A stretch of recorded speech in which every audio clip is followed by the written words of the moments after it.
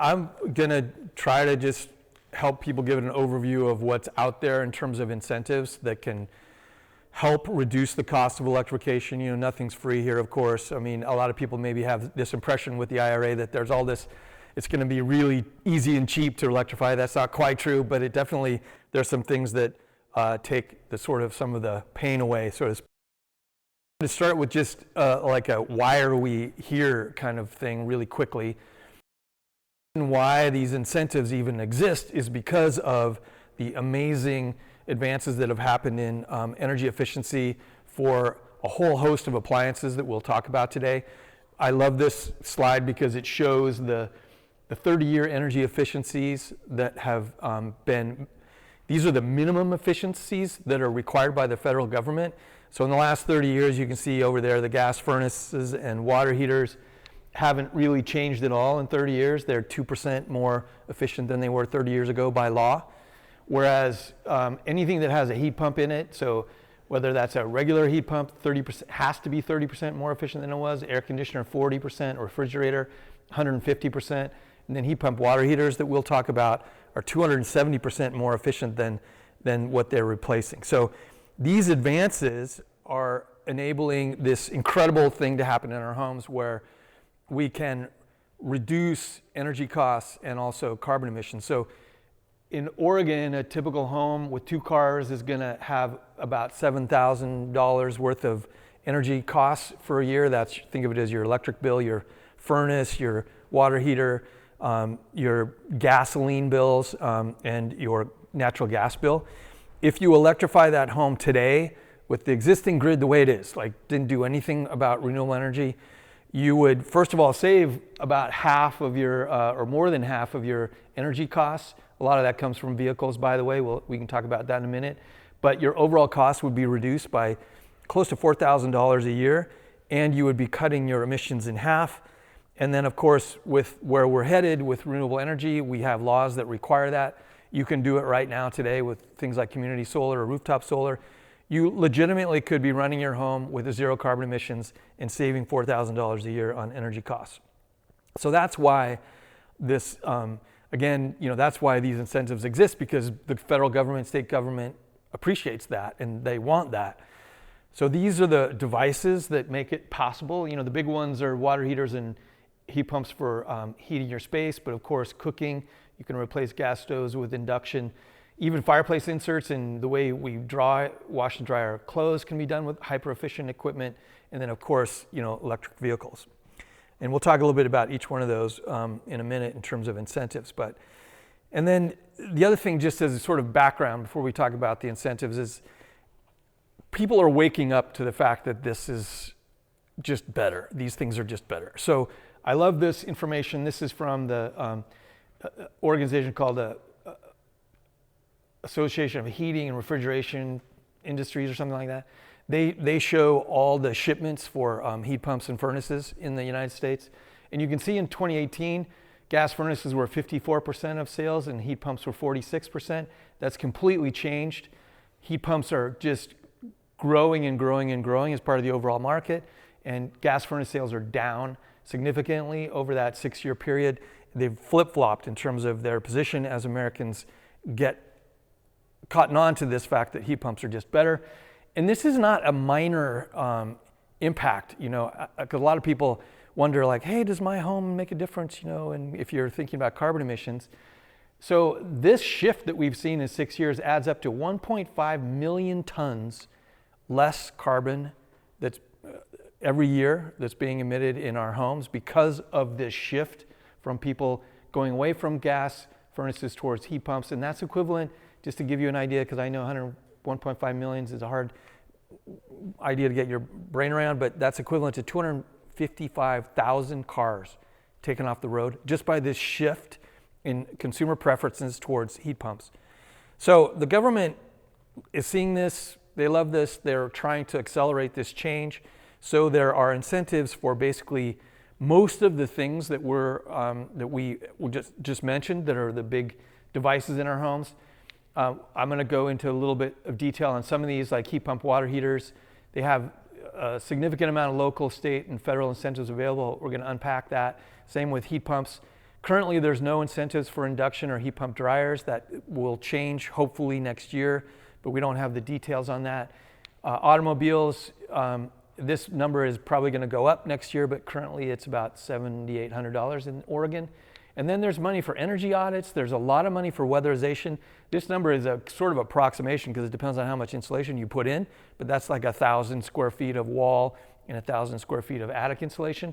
And by the way, ETO is just up their incentives per square foot of insulation pretty significantly starting October 1. There's incentives for wiring and for rooftop solar and battery storage. I'm going to spend most of my time today talking about water heaters, heat pumps, and cars because that's the ones where there's the most incentives available at the moment. These other ones are out there, but any installer is going to be able to give you really good information about what exists for incentives on those things. Okay, so the sources, the places where incentives come from, there's local discounts. I'll talk about that. We've organized a few through Electrify now. They're available to you. There's state and federal rebates. The federal ones, like I said, aren't here yet. They're coming hopefully next year. There are income qualifications associated with that. We don't have a lot of news yet about how that's going to roll out, but hopefully, particularly if you're less than 100% of the area median income, you should be able to get some help with rebates. Then, of course, there's the federal tax credits, which are very juicy. And there are some things to know about financing. I wish they were better, but I'll tell you what's out there in terms of financing. Okay, let's start with heat pump water heaters. This is one of my favorite ones because it's a relatively low-cost way to avoid a lot of carbon. If you go to our website, you will see a link to this page from GP Conservation where you can, I know it's going to be hard for you guys to read back there, but this is saying that a 50-gallon water heater costs $1,600. You can get it for $800. They'll ship it to your home. And then there's information about installers. We work with Great Northwest Installations. They're unbelievable. If you mention Electrify now, they'll give you $150 off of their installation costs, which is the first sort of local discount you can get. This is at least $700. In some cases, it's $800 on the product. And then the federal tax credits are 30% of the total cost up to $2,000. So could you get the full $2,000 potentially if you had a very expensive install, but most people are not going to get that full $2,000, but you're going to get a chunk of money. So the ceiling would be $2,800. Most people probably won't see that much, but given that this is, again, depending on your home, somewhere between a $2,000 and $4,000 installation, taking $2,000 off of that is a really significant discount.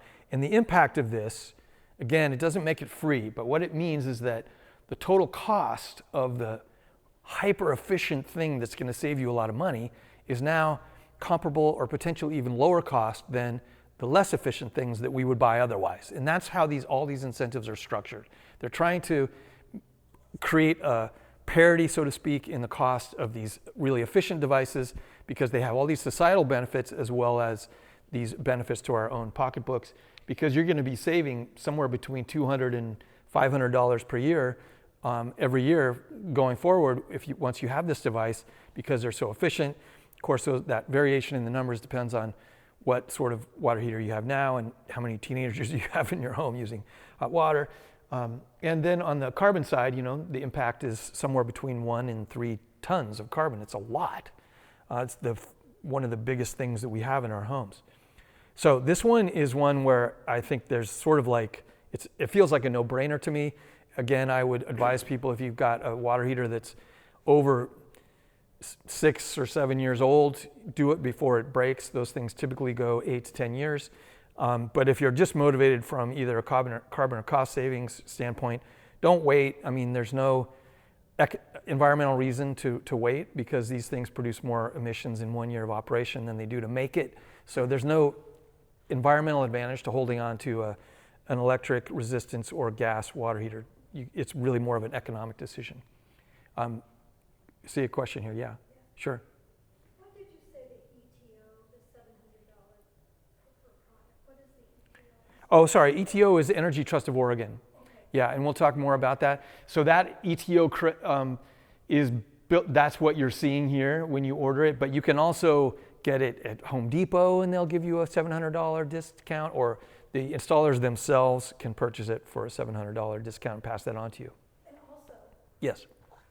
does the water heater come in different sizes? Mm-hmm. 50 gallon is the most common, but 65, some people size them up and get a 65 gallon one instead of 50, and then they have 80 gallon ones as well, but those are the, 50 is the smallest. Yes, they do not make a smaller one than 50, correct, yes. Okay, and then for heat pumps, for space heating, of course, you guys know probably there's all sorts of equipment here. There's great manufacturers and installers here to tell you about that. We have lined up with installers that we work with. Many of them are here. Greensavers, Heat Pump Store, Comfort Solutions is here also. All of those groups will pass on a discount to you if you say that you found them through Electrify Now of something on the order of 5%, which for an install of this magnitude could add up to $1,000 in terms of the discount off the price.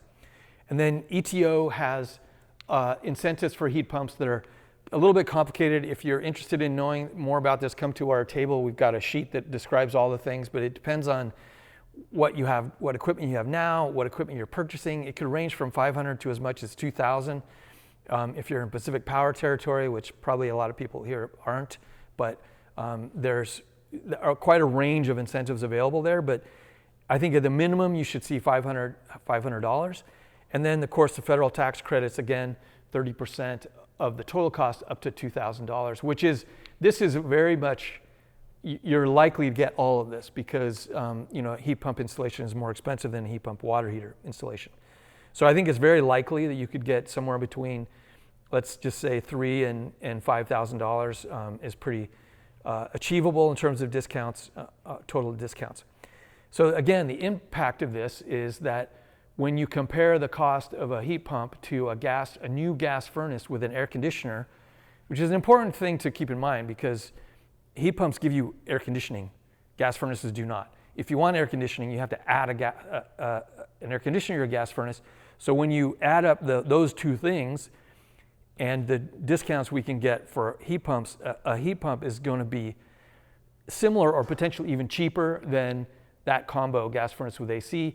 You're going to be saving somewhere between $2,000 and $1,000. Again, this depends on what equipment you currently have in terms of your energy bills, and avoiding 3 to 8 tons of carbon emissions per year. So it's super significant. All right, and then for electric vehicles, basically here the incentives are PGE will give you $300 for a charger, and then Oregon currently doesn't have an EV rebate. We have this clean vehicle program. It's going to start up again in the spring. I think everyone is feeling pretty optimistic about this, that $2,500 is going to return in the spring.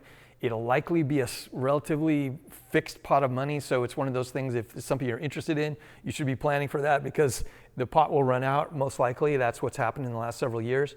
And then, of course, there's up to $7,500 from the feds that can be applied at sale now because they've really made this simple. Of course, there's stipulations on different kinds of cars and how much money you make and everything, so it's not guaranteed that you would get that amount, but it's very possible to achieve that. So you're talking about currently $7,800, and in the spring it's over $10,000. And that means that, and we'll talk more about this, but it means a total cost is comparable to a gas vehicle, and you're going to be saving somewhere between $1,000 and $1,800 per year on fuel and maintenance costs, and avoiding 4 to 8 tons of carbon emissions. So I love this comparison. This is the Kona EV, and they also make a gas version of this exact car. And the sticker price you can see is about $8,000 different. This is down from about $12,000 when I first started looking at this comparison, because the gas car is more expensive and the EV is cheaper now than it was 4 or 5 years ago. With that $7,500 discount, you're getting very close to parity costs at the upfront. And with the $2,500 that we will have in the spring, that would make this number less than the gas car. So it's cheaper. But then when you look at the 5-year cost of ownership, check this out. I mean, you're talking about $7,000 worth of gas if you drive it the average amount versus $1,700 worth of electricity. Almost no maintenance that's required. This is just tires and windshield wipers because there's no maintenance on these things. You can see that this number over 5 years, you're saving $5,000, including the upfront cost of the car, and that's going to go to closer to $8,000 once those Oregon rebates are reinstated. Okay, so I've covered a lot of stuff. If you and I've got handouts on our table if you want more information. You can go to our website and go to the Take Action page. I've highlighted, this says like, sign up for community solar, you'll save money there. Sign up for, install a heat pump, water heater, etc. These yellow boxes are the ones where there's local discounts from Electrify Now that you can find. If you want to give the same information that someone who lives outside of Portland area, you can send them to Electrify Oregon. They have the same kind of setup. The Energy Trust of Oregon, if you go to their page, they're set up this way where you can find residential incentives. I know this is really hard to read, but this is organized by all these things like cooling, insulation, heating, fireplaces, etc. You'll be able to find the incentives that are available to you. The Clean Vehicle Program, like it said, it has this little statement here that it's not ready to go, but it's going to be coming back in spring. You can find information there at oregon.gov. We have a handout at our table that explains some of the details about the federal tax credits because there are some subtleties to this. Like you can't do you don't want to do a water heater and a heat pump in the same year because you'll max out the total amount of credits you can get. If you space those things over a couple of years, you can maximize the amount of money that you get from the tax credits. And then finally, on financing, I wish there was a better story to tell you here, but some of the HVAC installers have legitimately good financing products, but you have to be a little bit wary about these things and you have to ask a lot of questions. Some of them are 0% financing, for example, for 60 months, which is pretty good. But in some cases, they've increased the cost of the project in order to offer you free financing. So you have to be wary about that. Ask a lot of questions. Ask them what the cash price is if you're in that situation, because then you'll know whether they've inflated the price in order to give you good financing. But some of them also have 6 to 7% financing for 5 years, which is pretty decent in today's market because the banks are going to give you something like 7 to 9 for home equity loans. So yeah, home equity loans is the other way to go. I wish there was a lower interest option out there, but I haven't been able to find it. And the on-bill financing thing seems to be going away, unfortunately, here. So that's a lot of ground I've covered. Most of this is on our website. If you go to the Take Action page again, there's a button that says incentives, and most of this information I've just given you is there. Great. Thank you. Questions? Are there differences in insurance, car insurance? You know, I can't answer that really definitively. I think in some cases there are, unfortunately, which is completely like counterintuitive because EVs are safer. All the crash data shows that they're way safer than gas cars. So I would say if your insurance company is telling you it's going to cost more, I would shop around because I don't think that's going to stay the way. It shouldn't be that way. There's no reason for it to be, other than maybe the cost of the vehicle or something like that if it's more expensive than your old car. Any other questions? Yeah. Those hybrid water heaters, will they run on gas if the electricity is out? Same for if you have a heat pump space heater with backup gas or something, can you survive 3 days without electricity when you've gone all electric? No furnace or heat pump or water heater will run when the power goes out, even a gas one typically. Some of the old gas ones will, but the new ones that have fans and stuff in them, they all require electricity to operate. And furnaces, for sure, they need electricity.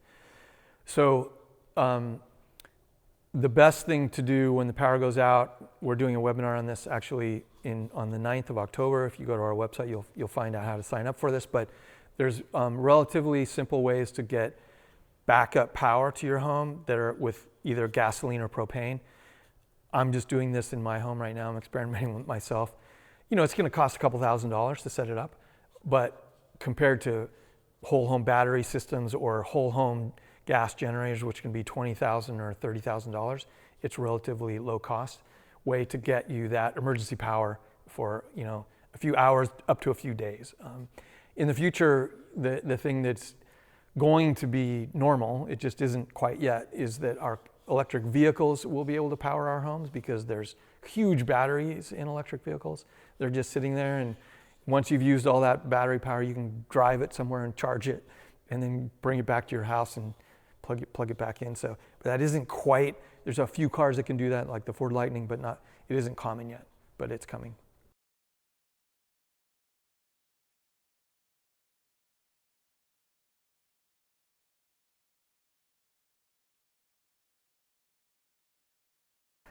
I cannot in good conscience put my employees to gas equipment, knowing that they'll be doing that all day for the whole year and breathing all that. So the decision was made simple after that. Actually, the other franchise that I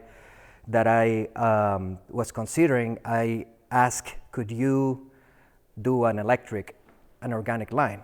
Because if I choose you, I want to do that, right? And they did, which brings me to another part of my focus. My focus, and even in the hearings that I testified, is that why, if this is a good niche, why not keep it for ourselves, right? And it's because the right thing to do is to move to electric, to move to less pollution, to move and we elevate the whole industry.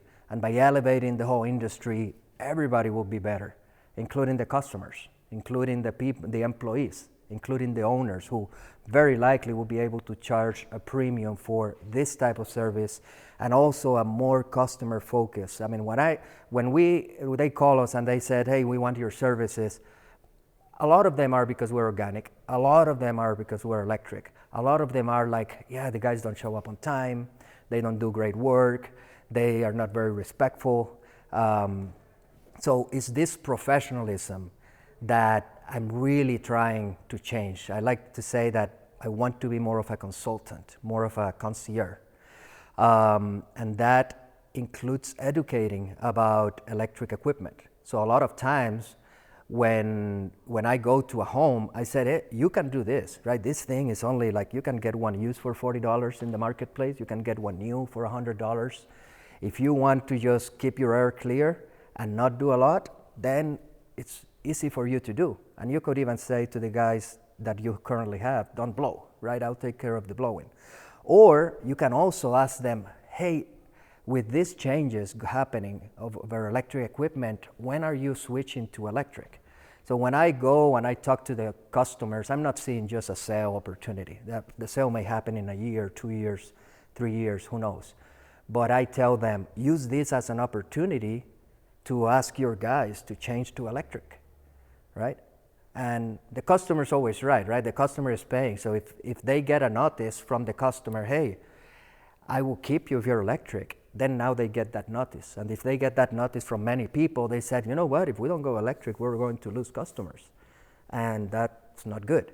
So overall, it's I see myself also as an educator and as a bridge between this transition from gas to equipment to electric. And I think if everybody kind of takes that approach also, it kind of will help the whole industry.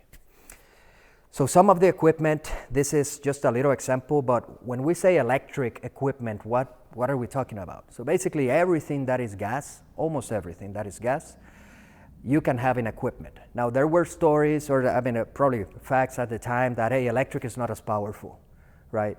Electric, you have to be changing the batteries all the time. You don't know if it'll be turning on. So I think that's a thing of the past. There are some cases in which electric is even better than gas in terms of power. To be honest, we don't need that much power. So some of the tools that we have are not even commercial tools. They are homeowners' tools that serve the purpose for us. I even tell the guys, you know what's better for the environment than electric? Raking. So I tell the guys, now it's a trade-off because it takes time, right? And would the homeowner be able to pay for that time? Or we wanting to will to pay for that time? Some people do actually. But for other ones, I tell like, hey, do a quick rake, therefore the blowing will be a little easier. So doing that and getting that into the mindset of the employees and in the owners is also part of my goals. So going from building plants and factories to this, why? Again, now I told you that the customer part is a big part of it, right? I don't want to be retired. I don't know if I ever want to be retired. For me, this is almost like my retirement right now. And I enjoy education and I enjoy collaboration with the customers and with other companies. And again, everything that you get in gas, you can get with electric. So lawnmower, blower, trimmer, hedging.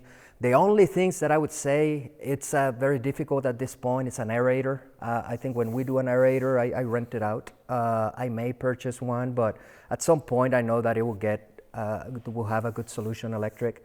The Thatcher, we actually do have an electric one, and that's amazing. So now, again, it's a big difference in the tool.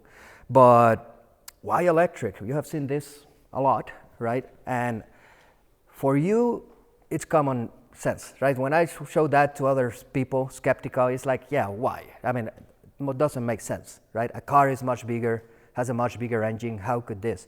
So cars have been regulated for decades, right? So companies have had to lower the impact to the environment. These two cycles have not. So that's why something small can pollute a lot more than something big. And again, it's like you can smell it, you can feel it. When I do it, I kind of feel dizzy. Imagine doing that as your job. Again, very, very difficult for those folks. The other thing that I tell to homeowners is like, and maybe you identify with this, when the season starts in March or whatever, I can never get my equipment to start. The lawnmower, I can never get it to start. It's like, okay, we have to change the plug or whatever. With this electric, I can get it to start all the time. It's lighter, so it's a lot easier to transport. I can put it in the car without worrying that there will be a leak. There's no smell. So there's a lot of advantages other than the electric part. And this, well, that's a little excessive picture, right? I'm not trying to wow people too much. Actually, part of my hook or the way I try to engage people is like, we don't want, the way to bridge this gap is through education, not through shaming other people on, hey, you're using gas, you're hurting the environment. It may be that, they have other things, they haven't thought about that. It's like, hey, have you thought about this? Or do you know that they are less expensive than they were before, right? Do you know that it's a lot lighter and, all these other benefits, right? So that's a little, again, over the top. So now, just kidding. Yeah, just the same message. But this is the average Joe, right? Doing a gas equipment, heavy equipment in the back, no ear protection, no mouth protection. A lot of people, again, doing the leaf blowing. That's not good for them. People hate it. When we saw a big transition when people started working from home. They don't want the leaf blowers while they are having a meeting. So a lot of people are like, yeah, and we know that. I tell the guys, hey, you can even with our equipment blow, or you can blow as needed, right? It extends the life of the battery, and also it's not as, the noise level is not as much. So we try to do what we can. Now, what I'm trying to do goes beyond the equipment. So one thing, my long term is to have all electric cars, right? I want to be a zero carbon footprint company. So eventually, I want electric cars. Now, how do we do that? The equipment, fiber trucks are expensive, $100,000. That's not feasible. Even the truck Lightning, which is a very good product, it's still in the 40, 45,000, which is not bad. But again, when you're trying to get a business, get it over water, get it profitable, equipment like that, it's expensive. So I said, you know what, I want to test a Nissan Leaf. Can we do lawn care in a Nissan Leaf, right? Now, I knew that the range was going to be limited, just about 75 miles or so. But I said, hey, as a concept, does it work? Because technically what you need is a lawnmower, and this electric equipment is a lot lighter, so you just lift it up and put it in. It's not heavy. Then you need a blower, trimmer, and all that, and that fits there, right? You need buckets, that fits either in the front seat or there. So overall, I thought, why not, right? I remember telling this to someone in a conference for lawn care, and he laughed. And I was like, oh, maybe it's not, maybe it doesn't make sense, because I was new, right? I started this 6 months ago. He had been doing it for years. But then I said, let's try it anyway. So I had a guy in 2 months on this, just going around, limited route and all that, and he did it fine. So if I can do it with this, now my next step, which, by the way, there are still a lot of incentives for electric cars, right? You can get $4,000 for the government, and there's a $5,000 credit that you can get depending on income. So potentially, and you don't have to buy it new, right? You can buy it something used, and it's still good. So a Model S, a Tesla Model S, would have a range of over 200 miles, and it's also a hatchback, so it would serve this purpose. So I'm almost in the process of buying one to just, again, test the full time. So would I replace all my trucks for a sedan? Probably not, but would I replace 8 out of 10? Maybe, right? And that's another thing that we have to get into people's mind, that, better is okay, right? Sometimes you don't have to go all the way. Sometimes you can do better and have a plan, and that's okay too. So I use, which you can see in my vehicle, it's in the exhibit there. I have done lawn care on a Tesla in the Model X too, loaded with plants, loaded with equipment, and we use it, right? So I have another Tesla Model 3 that I use for estimates quite a bit. This one, the advantage is that this one I can actually haul. So this one can actually pull a trailer. So ideally I can do these cars, but, ideally I can do the Cybertrucks, but given that, a Cybertruck, again, 80 to 100,000. This one you can get used for 30,000 or so with some mileage. Model S's and the other ones in the 15. So, you can, it's okay. And these cars, the other thing is like the maintenance on it, it's a lot less because it's just an electric engine. You don't have transmission, you don't have a bunch of other things that can go wrong. Now, for the battery can go wrong, and that's a lot. But this one, again, even when you get a car that is 5 years old, right, this one actually I'd recommend, if you're getting used, getting it at least with a year left in the warranty for the battery. That way you have peace of mind. But after it goes through that, you have a good battery for the most part, right? You don't have a lemon, and you should be okay. So the other thing, why help others? Like, why being an advocate of electric if I have a business that benefits from people that want electric? Again, the high tide raises all ships. I think that we can help each other. We can have a bigger goal in mind. And I like to say that I love focusing more on increasing the size of the pie than what size of the pie I have. And again, that when you have that mentality, things just grow and everybody's happy.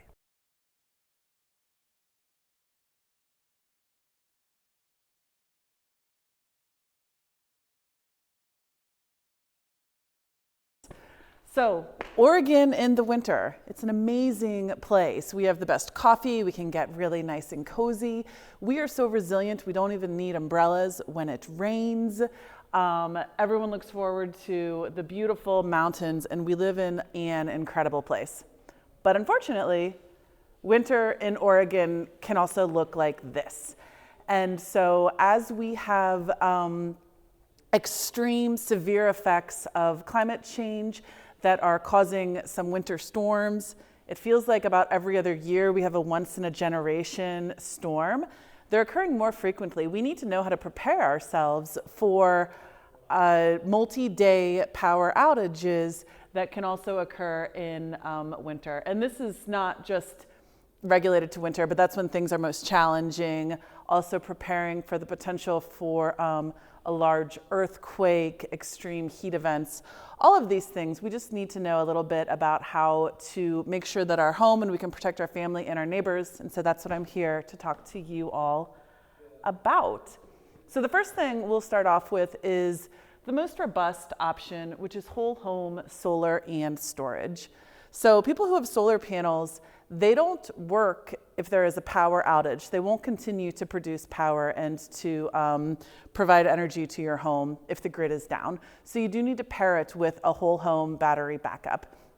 And it's a really great solution for year-round benefit and decarbonization, not just when there is a power outage. You can produce solar energy that is clean, renewable during the day.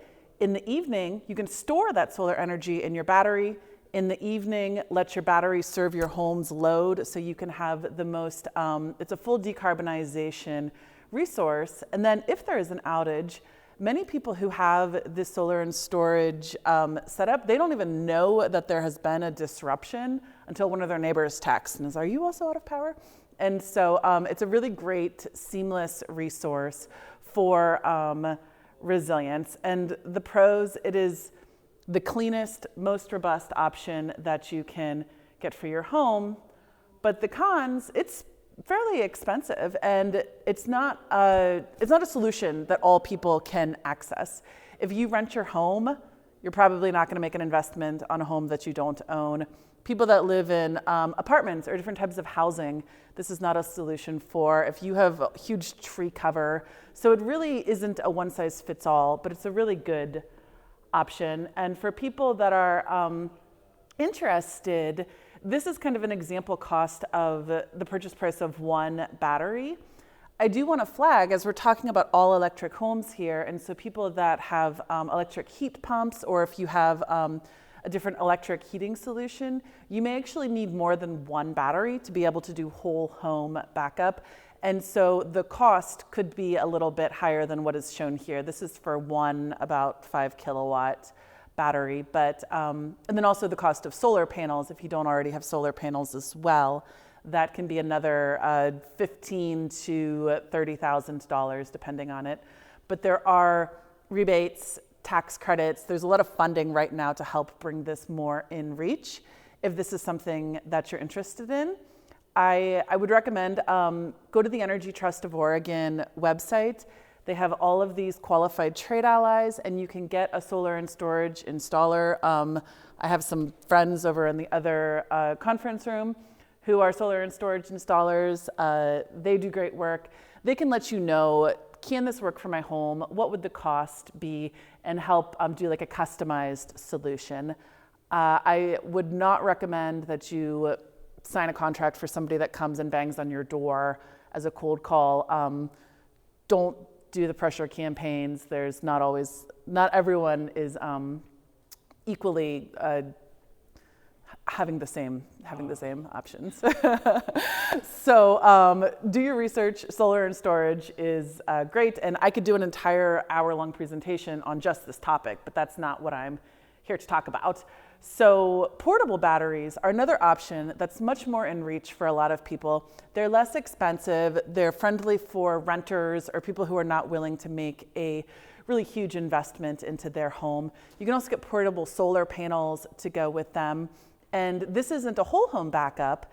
This is if there is an outage, you get out your portable battery. Hopefully you've left it plugged in and full, because if a power outage occurs and that battery is sitting there empty, it's just a really heavy brick that's not going to be very beneficial for you.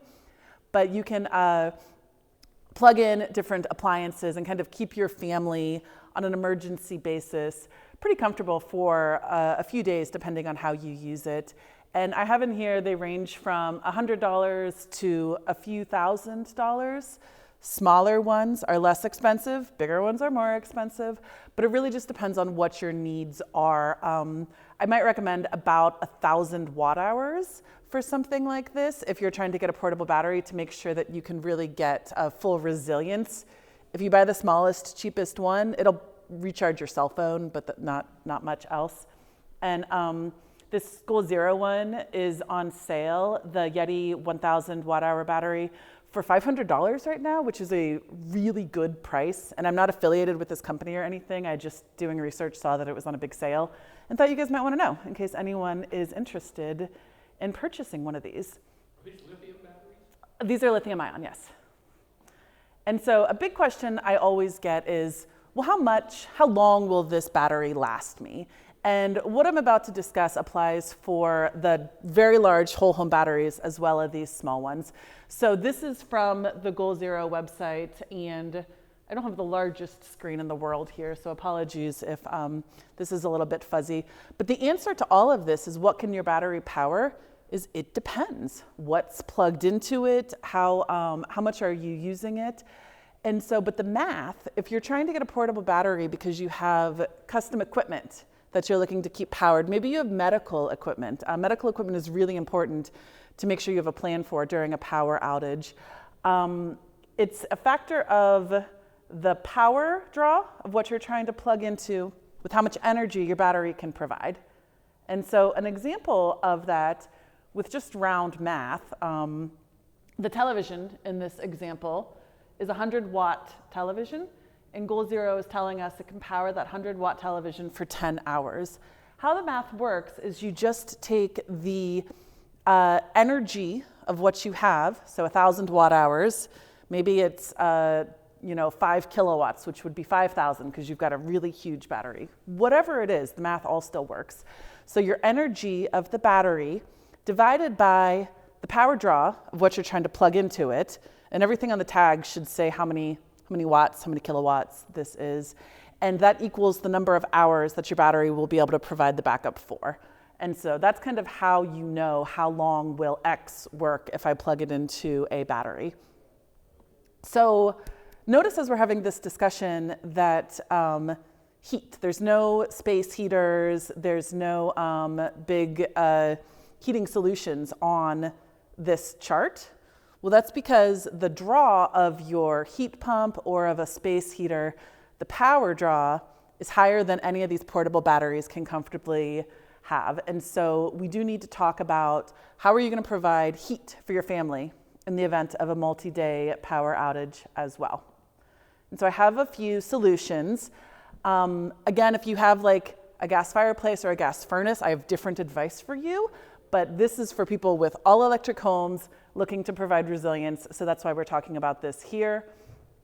The one on the left, this little portable heater, while not technically an all-electric solution, this is something that I might suggest somebody who has electric heat to have in their emergency outage kit.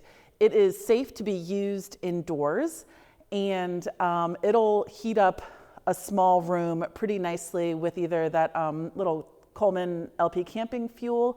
If you have a propane grill, you can connect it to the larger tank, and it'll provide emergency backup heat for your family in the event of a winter power outage.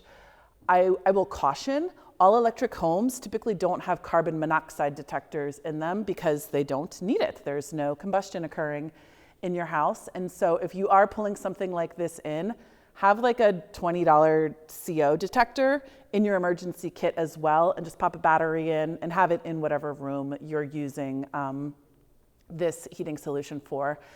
And then your portable battery that we just talked about, you can also plug in an electric blanket into that, and it'll keep you and your family warm for a few hours. Again, you'll have to do the math. It's not going to last indefinitely, but having a electric blanket is another way that you can kind of try and stay safe and warm during these really challenging winter power outages. For either of these, you need to get your family into a very small space. And so choose a bedroom, and that is where you're gonna ride out this power outage and have a slumber party, pile the whole family in there, animals, pets, everybody, and keep all that heat that you've generated in this very small space contained. If you try to use this little Mr. Heater to heat your entire home, it's not going to work. So again, this is kind of emergency austerity. How do we, how do we get through a few days with this power outage? So I'm kind of flying through this presentation. Does anyone have any questions about what I've gone through so far?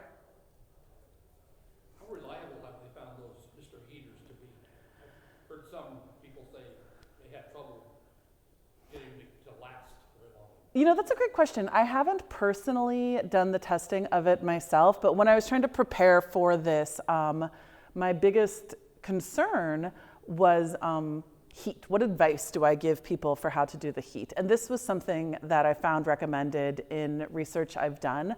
I'd like my team to, you know, buy a few of these and do the testing ourselves before we can give before I could really answer that question with my own personal advice.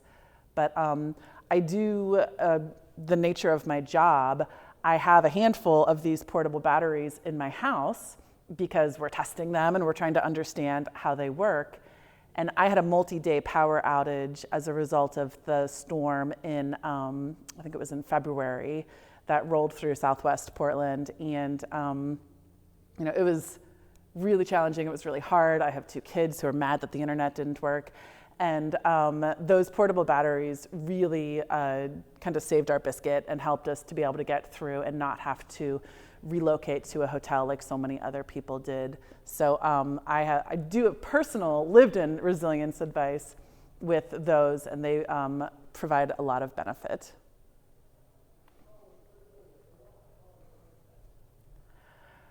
So I haven't gone through every resource that's possible. We didn't talk about food. We didn't talk about, some people are on wells, and if you're on a well, you really need to consider how you're gonna get water to your house when the power goes out, because they don't realize that you know, the pump is going to stop working and you're not gonna have access to water as well. We didn't talk about safety for pets. But the one takeaway is that there is so much information out there, and the time to think about what you're going to do in an emergency is not when the emergency has occurred, it's before. So there's a lot more information out there to help with preparedness.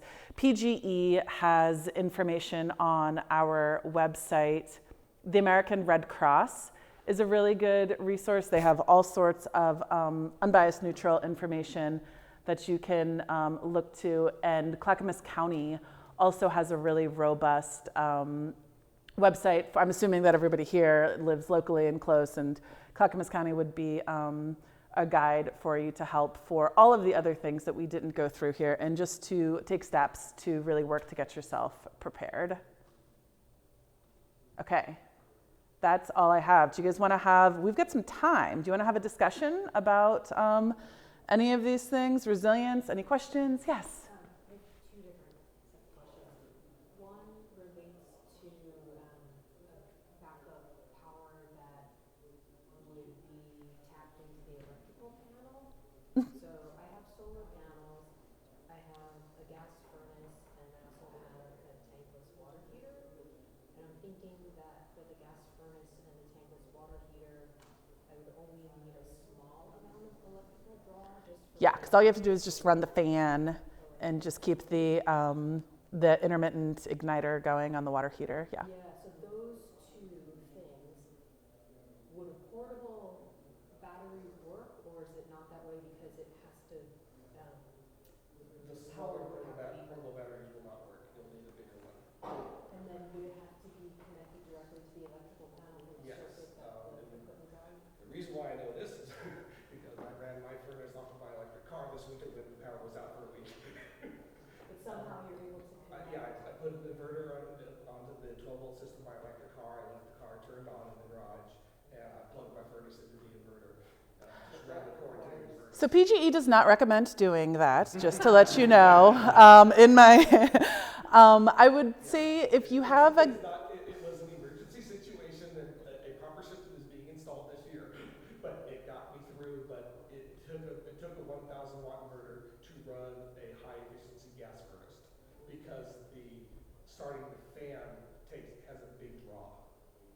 You also have to have your furnace set up to accept power from an outside source. I found this out when I tried to run my furnace off of a battery source in the same storm, and discovered that it needs to have a extra pigtail attached to the furnace so that you actually have Yeah, that's true. Is that If your furnace isn't set up for that, it would have been a problem with mine was. I would ask them. I was talking to the HVAC guys, and they can do it. We have Greensavers here today, and you can go talk to them, they do this type of work? And A&R Solar is a really good installer as well for solar and storage. They're also here. So for whole home battery backup, they kind of come in 5 kilowatt increments if you're looking at that. So you can daisy chain them up and you can get a 5 kilowatt battery. Some are smaller.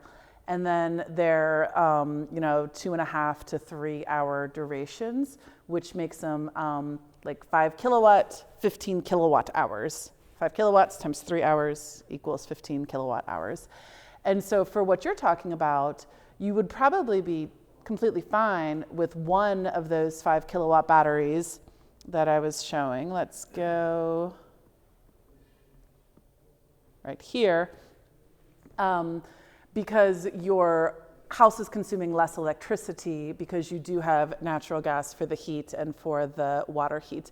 You can also set up what's called a critical loads panel. And so you can have only the things that are critical for your home and kind of like partition them off. So in the event of a power outage, the battery will automatically power only those separate loads that you've set aside. So maybe you only want your furnace, your water heater, and your refrigerator to be running. You could set up the circuits, and so it would do that, and then this would last you a lot longer, and it wouldn't be whole home because every single outlet in your home wouldn't be live, but only the ones that you've deemed to be the most important. And so, is that something that either an HVAC company or an electrician normally is equally qualified to do, or is it better to go one group versus the other as far as doing all of If you want to get a battery integrated in with your electrical panel, you're going to want to see a solar and storage installer. And then they might subcontract out with different people, but that would be my first stop. And they can provide you the options for your house and what's going to work. And then if, something's special, but they probably won't need to do anything specifically to your furnace itself. It's all in your electrical panel and what's powering what. Yeah, so this estimated $20,000 cost is for, you're saying, just one, For a 5 kilowatt battery, and that's the gross cost. You can see the Energy Trust has $6,000 of up to $6,000 available. It's up to $13,000 for income qualified. So there's quite a bit of money on the table there. And then there's that 30% federal tax credit as well.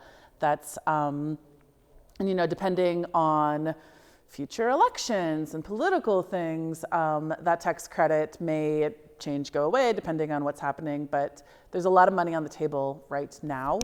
The Oregon solar and storage rebate is currently out of money, so I don't have it up there, but hopefully that gets refunded at the state level.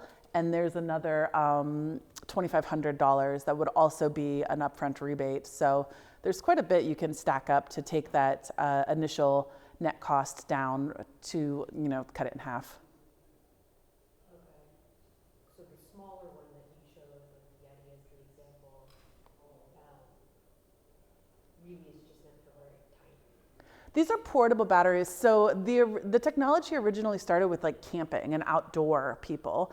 And then people started to realize that you don't only need portable power when you're out camping. Sometimes in your own home, it's really valuable. And so the utilities have started using them a lot, especially for people with who have medical needs and vulnerabilities. So PGE, we have a program where we make these batteries available to very vulnerable people who might be subject to wildfire shutoffs, because we know that they have medical needs powered by electricity that we need to help them cover. So these batteries, like I said, this Yeti 1000 is 1,000 watt hours, and that's on sale for $500 right now. Some of them, I think the typical price would be about $900 to $1,000 for something like that. So it is a much less expensive option, and it's not invasive into your home. You don't have to rewire anything, but you can only kind of plug in loads that are going on. And some furnaces, you can just plug the blower motor into there. It sounds like your guys's, that's not the case for everybody, but depending on the needs, these batteries will help you. And then to charge that, do you just plug it into a regular outlet? You can plug it into a regular outlet. So I have a handful of these batteries, but I have this exact one, and it's just in my laundry room in the basement, just plugged into a wall to just stay fully charged. We also, when we had our multi-day power outage, we topped it off in the middle of that with a generator. But generators are noisy. They're frankly dangerous with the fumes that they put out. You can't plug in your CPAP to a generator and sleep with this next to your bed. These batteries are silent. They're completely safe. You can use them indoors. But we did turn on our generator for like 2 hours to run it. It was very noisy, it was stinky, it was gross, but we refilled the battery back up to then keep us using it. So that's what kind of the longer duration, or because they're portable, you can take it somewhere and you can go to a friend's house that does have power, plug it in, maybe have them cook you a hot meal, and then take it back home. Do you know how good they are at retaining the charge? Like if you plugged it in and fully charged it, and then you unplug it, It'll slowly over time lose its charge. I don't have a great statistic on that or anything, but I would recommend just plugging it in and leaving it there, leaving it plugged in, and then it'll keep itself topped up. If it's charged and you undo it, it'll slowly drain and lose its power. And this is over like months and months, not in one day. Yes. Are those bigger household batteries, and with a solar system, do people use those batteries just in an emergency, or does that battery feed into your house somehow as well? Or? Yeah, I would definitely encourage people to use them all the time and to cycle them and to get use.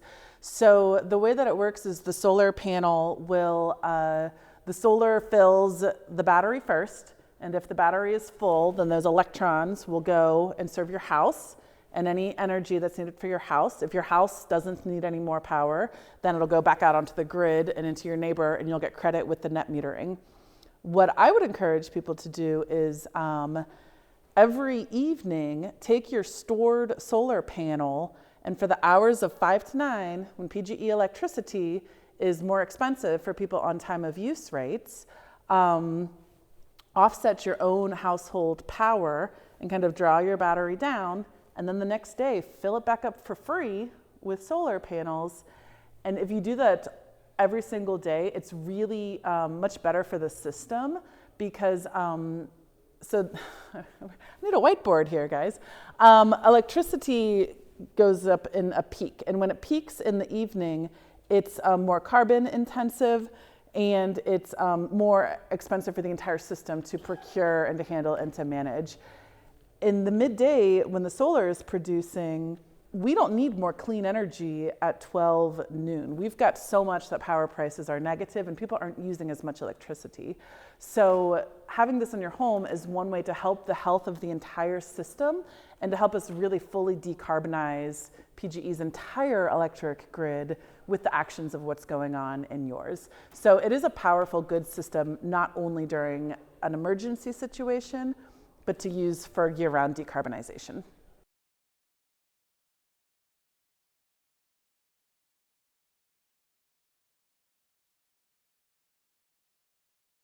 What I'm here to talk about today is sort of the kind of overall holistic approach that you might take if you're trying to decarbonize, electrify your home. I think we talk a lot about heating systems. You know, like Greensavers, we pull out a lot of furnaces and put in a lot of heat pumps, and that's one big part. It's probably the biggest and one of the more expensive things you have to take on if you're going to decarbonize. But we really think about the actual process should be done in like, if you want it to work really well, there are some best practices, some ways that you can go about starting from wherever you are and getting to where you're trying to get. And a lot of what I'm talking about here is sort of, you know, that basically like there's obstacles that come up when you're trying to take an old house and bring it to the future, you know, and that's a thing that we think about a lot. Like, how do we take these beautiful old homes from the 1920s or the 40s or the 50s that have like, they're, you know, in Oregon we're so lucky that a lot of our houses are built out of old growth Doug fir, and they have amazing bones, but we're trying to get them to perform like a modern house, and there's a lot of pitfalls along the way. So a lot of what I'm talking about here is sort of, you know, what would happen in an ideal sense if you were working with a contractor who could take care or help you deal with all of the things. And then I'm also here to kind of give some tips about what if you aren't going to do that, you know? And like, what if you're trying to pull this together yourself? How might you think about your house? How might you think about what to do first, what to do next? That's what I'm up to here. When I say obstacles, like what things might come up, there's a bunch of different tranches of things that I think about, and some of them are electrical, right? Like if we're trying to take out a gas stove and we're going to put in an induction stove, and we're going to rip out your furnace, we're going to put a heat pump in, we're going to replace your gas water heater with a heat pump water heater, which are all the things that we really want to do to make homes sustainable and efficient for the future. We might run into the fact that your panel is not going to be able to accommodate all these electrical upgrades we're trying to make, or that that you have too many existing circuits at your house, or that the service size. So I don't know, like maybe everyone's familiar, but the drop from the main power line to your house can be different. And when my house was built in the 40s, it was a 50 amp service. They were not assuming you weren't going to use a ton of electricity, and then it got upgraded at some point to a 100. When we're upgrading them now, we're upgrading the 200 amp services. That's kind of the biggest panel that we're installing in most people's houses. And obviously, if you don't see that coming and you're thinking about, I'm going to get a heat pump and all these cool stoves and stuff, and maybe the first person who shows up is going to be like, you're not going to be able to do any of this unless we really upgrade this electrical system. So that's the first thing. And who can help you with that? Like electricians. They're the ones who are best equipped to help. We also think about mechanical stuff. So if we're thinking about taking out a furnace and putting in a heat pump, one of the big questions is it going to fit?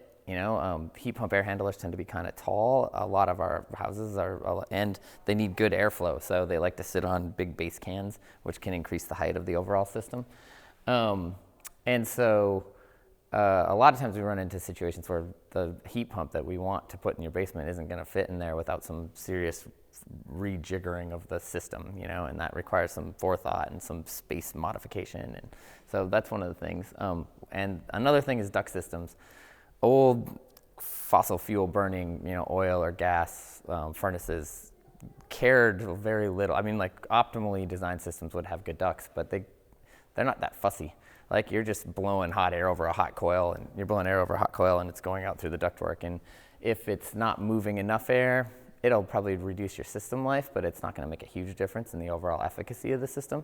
Whereas in the heat pump, that can really, really affect how well the system works. So we have to think about, is your duct system heat pump ready before we go ahead and just replace the system? Because otherwise at worst, you're going to have poor performance. A lot of times, you're just going to have expensive performance, because these modern systems will accommodate a crappy duct system. They'll just do it by using more power to push that air through a restrictive system. Sizing becomes important, right? Like if you have a furnace in your house right now, it's probably grossly oversized for your heating load.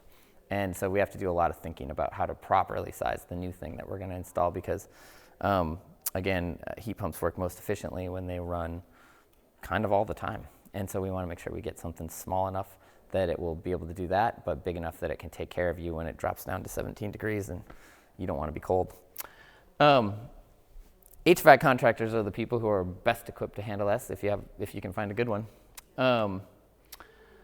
We also think about the envelope, which is basically like the boundary between the inside and outside at your house. So this is where we think about air sealing and insulation levels, and try to make sure that your house is heat pump ready, because it's performing as efficiently as it can. And in old homes, that usually requires some work. We also think about indoor air quality. Is your house optimized for indoor air quality? Do we have good filtration systems? Do we have good fresh air systems? Because again, tightening up houses and making them perform like modern homes can have side effects that can hurt air quality if we're not thinking about it. And then we also, obviously, before we do any work in a house, we want to make sure we don't have hazardous conditions or materials. And like the main things I'm thinking about is asbestos. We see a lot of duct systems with asbestos on them, and we also find asbestos containing insulation, like that zonalite, vermiculite stuff from the old days. We find that in a lot of houses too, and that's stuff that you would want to get remediated. I know like this is a weird thing to talk about in an electrification talk, but like if you back it all up and be like, okay, if I want my house to really perform as a modern style electric home, I do need to do all these things, and sometimes that means removing the asbestos from your attic. Weatherization contractors are kind of the best, and I think where I'm going with this, you might see, is that like you have to dip in a lot of different pots to like get the right answers for all this stuff. And this one's my most hilarious one, because heat pump water heaters. And Steve's here from Great Northwest, and he's probably the biggest game in town for heat pump water heaters. And he and I call each other a lot with head scratchers, because there are just situations where like, okay, are all your water pipes in the right place? Do you have a grounded circuit, and is it up to code? Can we actually install a heat pump water heater here? Do you have galvanized pipes that are corroded? Because not a lot of water is going to get through those, and that's an important thing to think about. The idea that shaking up your water system and putting a new water heater might require at least a partial repipe of your house. That's a good thing to have in your mind before you just embark upon this adventure of electrification. And then the other thing about heat pump water heaters is a byproduct of how they operate is that you get a cold airstream, right? They are using a heat pump to heat up refrigerant, and that adds heat to the water. But then you need to cool that back off, and so you have a cold airstream coming into your house, and if that's going into your laundry room or some small room in your house, it's going to make that room cold. And so we have the capability of ducting those things out, but that's extra work and expense, and not everybody likes to do it. And so that's why I say, like, who's best equipped to handle this one? It's like almost nobody. Like, if you had like HVAC contractors can help with the ducting, plumbers are important for running the pipes, and electricians will be needed to run those circuits. And so, like, again, just like having, asking the right questions and getting those questions answered before you make a whole plan is a really good idea. And then, I just like, if you are planning to electrify your home and you don't see these surprises coming, they can be costly. And I bet you my numbers are probably 2 years old here, which means you can probably double all these. In the world of contracting, things have gone up a lot. But yeah, that's not true. Panel and service upgrade, that's about right. $6,500. If we have to remove and replace insulation, that can cost a lot. If we find, if there's vermiculite in your attic. If you have knob and tube wiring, we don't like to insulate over that because it's a fire hazard. So getting that remediated before we can insulate is an important thing to do, and that can cost another $4,500. If you have a leaky duct system, we'll want to adjust that, and on and on and on. And so, again, my goal here is to kind of just give everybody an overview of that like this is a process that can involve that, like, every step of which can have some foundational elements that you might need to do, and every one of those things can increase the sort of overall ticket of electrifying your home. And so I guess, like, again, I'm harping on this idea of having a plan in the beginning is really so that you know what you're getting into and can really prioritize and stage these things appropriately is an important part of the process. Also suggesting that doing it in pieces, if you know that 20 things need to be done, do them one at a time. Exactly, that's exactly right. That's that part of that notion of prioritizing. Okay, so if you could, like, dream up your dream contractor, what would that look like? It'd be nice to have somebody come in and assess all aspects of the home and project. And, like, yes, this is kind of a puff piece for what I do, but there are other contractors like us out there.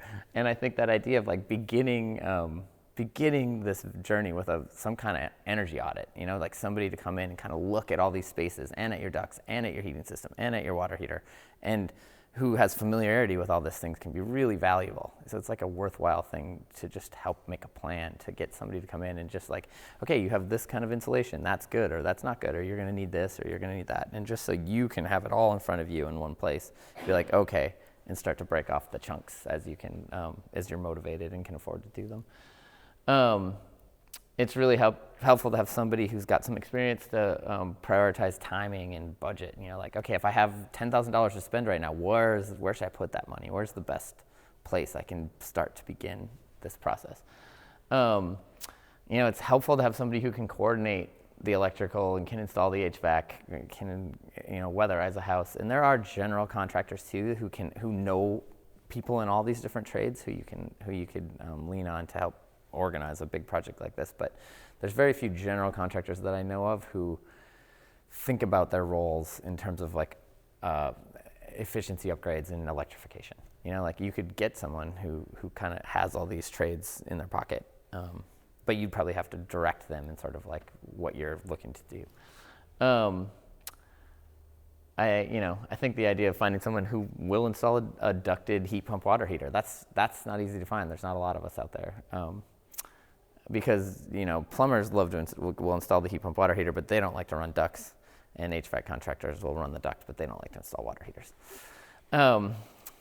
And ideally, it's great to have somebody who knows about all the incentives that are available and can teach you, or at least give you a heads up of what to look for, and in a perfect world, file them for you, right? Because, you know, like, again, at Greensavers, we do so many of these that we have people in-house who that's all they do is file incentive paperwork. And so they know who to talk to, they know how to answer the right questions, and they know how to help people get the best bang for their buck on every one of these projects. And again, you know, and I think a corollary to that is about tax credits. Tax credits are a bigger deal now than they were just a few years ago, and they're going to become an even bigger deal coming up here when once the rest of the IRA money starts to hit, and we have the programs that are going to be run through the Oregon Department of Energy, hopefully Q1 of next year. Yeah, it's really helpful to have somebody in your council who can help you make sure you're not leaving any of that at the table. And so, yeah, and basically, so if you can find somebody who will do that integrated service for you, like help you plan the job. The benefits are, you know, there's financial prioritization. And I think one of the things I always am harping on is that weatherization is a huge win. If you can get your house properly insulated before you put that heat pump in, you can get a smaller heat pump because the loads on your house are going to be less. And the ongoing cost of operation of that is going to be less year in and year out for the whole time that you own it. And I think the third thing is your house is going to be more comfortable. You know, and sometimes that's just the ability to hold heat in better and be more cozy. Some of the times it's quieter because now these things that used to be just hollow, cacophonous cavities are now filled with insulation, and your house is, you know, a cozier, quieter place to be. And you know, insulation can save you up front and down the road. And I think the other thing is just having an idea, a roadmap of what the costs are going to be before you embark upon the project is a really helpful thing. Health and safety is important. You know, like some of the stuff I've already mentioned. You have hazardous insulation. Is your wiring safe? Indoor air quality, that's a big one that we think about a lot. You know, this last one, like checking for backdrafting and clean combustion, you know, like fix things that may kill you first. That you know, if you currently have a old-fashioned gas water heater that's not running efficiently, that's probably the most dangerous appliance in your house. You know, like just because they can possibly create carbon monoxide, and that can possibly backdraft into your house. And so, yeah, it's nice to and the reason that I bring this up in this context is that a lot of times those gas water heaters are sharing a flue with a furnace, and so they have this really big high BTU combustion appliance that's helping pull draft up that thing. And if you get rid of that furnace first, you've now orphaned that water heater, and that can create potentially hazardous situations. And obviously incentives, I've kind of already talked about that. You know, like it's great to have somebody who can help you process rebates and let you know what you can expect from tax credits and other incentives. Yeah, so again, to like reiterate, the ideal process would start with that whole home assessment. it's nice to get a proposal up front that's just like, here's how much everything we think you need costs, so you can really look at the whole thing. And a report is nice if you're trying to do this thing in stages, because you can keep referring back to it, and somebody hopefully would let you know, like, you should do this first, and then this, and then that, and then this. And in a perfect world, if you can find somebody who can do all these services under one roof, then it's nice, because you can sign up, you can get the stuff done, and then you can pay one bill rather than coordinating a whole bunch of different contractors. The pitfalls to working with holistic contractors, if you can find them, is that they can cost more, right? Because in every single service category, they probably have single measure contractors that are specialists and can do this stuff less expensively. Lead times can be long, and that obviously flows. I mean, a couple of years ago during COVID, if you called us, we were not even going to be able to get to your house for 4 months to look at something. And then it was another 6 months before we could do something. So if you called us in June for a heat pump, we'd be like, we can get that installed by April. And that was a real head spinner for a lot of people. And it's hard to find. In our community, we're pretty lucky. We have a few, but some places it's less so. And then finally, I think I'm just going to some tips for doing it on your own. Like, put your project manager hat on. Like, be ready to talk to these contractors and help them prioritize stuff and make sure they're doing the things that you want them to do in the order that you want them to. Ask a lot of questions. I think one of my big ones is ask your HVAC contractor for a load calc. That's where they take a look at your house, the envelope, the windows, the insulation levels, and they tell you how big a heating system you need. There's a lot of fudge factor in that. I don't put a lot of credence in load calcs to be exactly accurate, but just the fact that somebody can do one and had the thought to do so, I think is a huge benefit. It tells you that you're dealing with somebody who knows what they're doing. Make that plan ahead of time, bite off manageable chunks. Help your contractors work together. If you are installing a water heater and you're coordinating it, make sure the electricians are talking to the plumbers, so that when the plumbers show up to put that thing there, the power's waiting in the right spot. That's the kind of thing that you'll have to think ahead on. Otherwise, the plumbers get there and the power's over here, and then everybody's annoyed. And thank you. That's a good one, right? But that happens, and so you just put your project manager hat on. You have to help people be friends who maybe aren't native pals.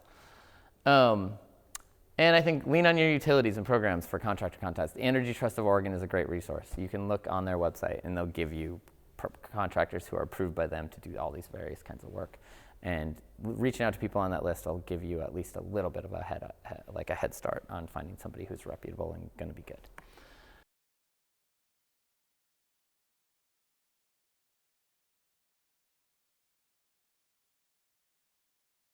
I'm going to talk about community solar, which is a little bit different for us than for other commercial organizations doing community solar. So we're a co-op. We're 10 years old. We were founded to simply increase the amount of renewable energy in the state of Oregon. And the lens that we use for all of our projects is the lens of community. So we do projects for the community, I'll show you that, and then we do community solar and community financing to pay for them. So as a co-op, as a community-focused organization, we focus on projects for organizations like schools. Sorry, I'm a little behind here. Schools, including universities. We're just about to do a project for a community college. Local governments, churches, faith communities, and nonprofits. We also have started doing solar for a small number of, let's call them, sustainably minded businesses, such as Block 15 Brewing. And when I say do solar, we don't actually do the installation work. What we do is the financing, the development and financing. So we put the project together and we help people figure out how to pay for it, and we provide some of the funding. So where does that funding that we provide come from? It comes from the community. And the way it works is you join the co-op, $50 for a lifetime membership, and you have to be an Oregonian to do that. We're an Oregon-only co-op. And then you can invest in a project. And typically people will join the co-op and invest in one project, maybe the school their kids go to, or their church, or their town's library. But then we have lots of people who have come back and invested in 2, 3, some 4 or 5 different projects. So we then take those funds and we aggregate them, and we use that to pay a contractor to build the project. And then that generates a revenue stream from the savings, and that goes back to pay back the investors. And so everyone benefits. The investors make some money. The organization lowers their electric bill and gets to shift to clean energy. And of course, the planet is better off. So what does that look like from the individual investor's point of view? One share of stock, or the minimum investment's $1,000. Our average investment is probably around $7,000 or $8,000 now. We have people who invest $20,000, $50,000, occasionally $100,000 or more. But we wanted to make it accessible to everyone. So $1,000 was kind of that happy medium between not overwhelming us with bookkeeping for paying back over 10 years and allowing it to be accessible to lots of people. You pick your rate of return.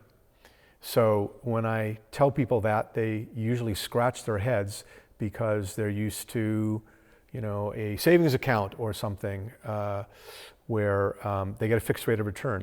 But we're doing this intentionally because we want people to think about what they're doing with their money, how they're investing their money. I call it impact investing at the individual level, right? So this is a way that people can invest in their community, invest in renewable energy, in projects that they can see in their community. And so we've had people who said, I don't need any return. Pay me 0%, just pay me back my principal. We couldn't do that, but we allow people to pick. And I think our average investment return rate is around 3% now. And what that says is people are, they're not purely focused on the financial return. They want to do something useful with their money. They want to do something good for the planet and for their community. As I mentioned, typically our projects pay back over 10 years, and we send you a check every year. And we've simplified the investment process so it's all electronic, so you can do it all online.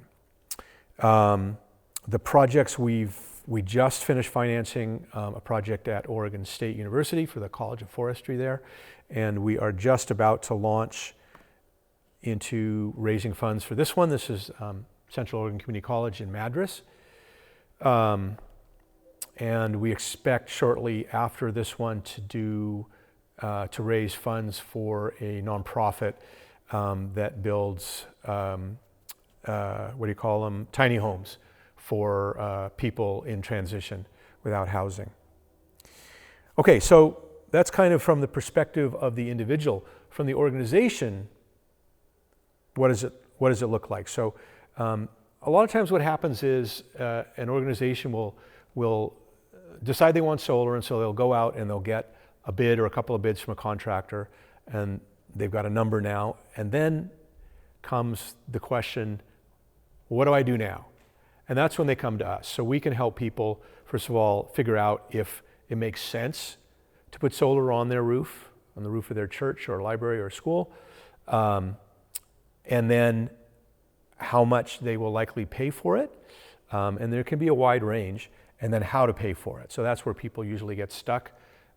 We are very familiar with the various funding sources, grants, tax credits, which you may be aware are now available not just for for-profit entities, but non-tax-paying entities can get the same amount as a grant from the federal government.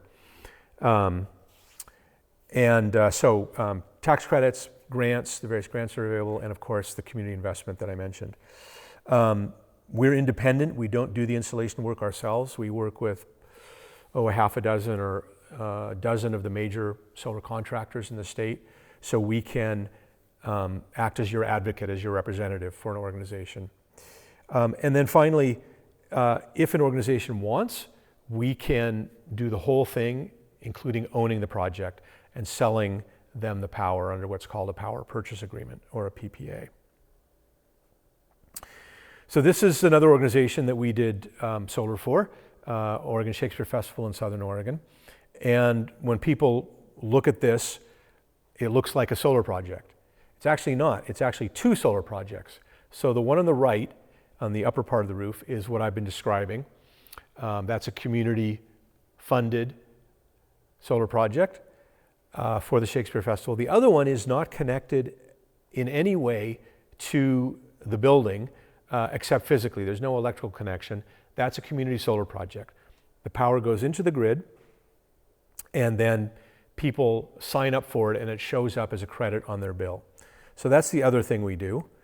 This is kind of give you an idea of what that looks like conceptually. You have a larger solar project somewhere, and the one in the Shakespeare Festival is actually small for community solar. And you can have various people who sign up. The power, as I said, goes into the grid, and then it shows up. The utilities are required to put it on your bill as a credit. And there's no upfront cost. And you can do both of these approaches, right? So, in fact, you could put solar on your own roof and invest in a project, or you could sign up for community solar and invest in a solar project for a community organization. So we have a bunch of solar projects in development. The first one, I've got a slide I'll show in a moment, that we finished in this area is in partnership with OSU. And then we have, we usually work in partnership with some organization, either a university like OSU or a municipality. There are commercial solar companies who are doing community solar. There are a number of options there. They're fine. We do something a little different, so we do what they do, but our projects usually have some other community benefit, some other focus. So let me show you a couple of examples. This is a project going in Beaverton, hopefully start construction in a couple of months, and it is going to be 100% low-income participants. So actually, half of it will go to low-income households, and half of it will go to food banks and community organizations that are working with low-income populations. So why am I showing you a mini storage unit here? It's in partnership with the foundation, and the foundation actually owns a mini storage, so we're going to put it on the roof of their buildings in Beaverton. And that's called Rosa Community Solar, and we're looking for people to sign up for it right now. Have to meet the income qualifications or be a nonprofit that works with that community. So that's one type of project we do. This is another type of project, community solar project. So this is the Solar Harvest Community Solar Project in partnership with OSU. It's at the OSU Extension Center across from Charbonneau in Aurora, but just south of Wilsonville, right off I-5. So you see the solar panels. We own that. That's community solar. And then the fellow in the hat is Professor Chad Higgins from OSU's College of Agriculture. OSU is using that to do research on on solar and agriculture. So this particular experiment that he's showing there is to see what effect different ground covers will have on the efficiency of solar panels, right? So the idea is if you create a cooling microclimate for the solar panels, they're electronics, and so they're more efficient if they're cooler. So he's testing, you can see in the foreground there, hemp and hydrangea. So the main thrust of that research is combining solar panels, solar farms, and farming. And what they've found so far is that it works pretty darn well. This is dryland farming. They did not irrigate these melons, or they have tomatoes as well, and they're growing like gangbusters. So that's one, and we just finished our second installation for a different approach to, this is called agrivoltaics. So a different approach to agrivoltaics. That's at our table farm in Sherwood, just south of Portland, southwest. And they came to us because they can't grow salad greens anymore in the summer. It's too hot and dry.